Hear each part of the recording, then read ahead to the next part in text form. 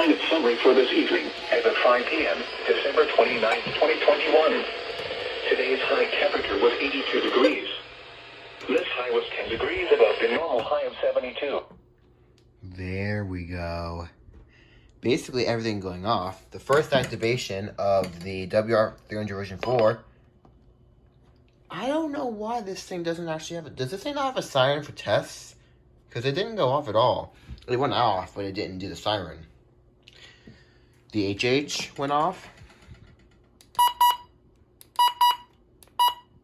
For both tests.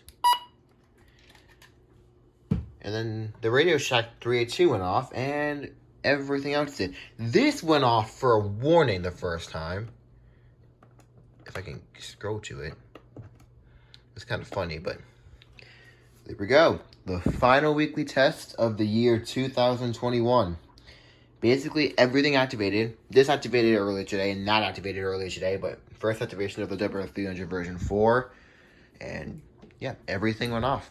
So hopefully, if I do get the new radios to my collection, it'll be an even bigger test.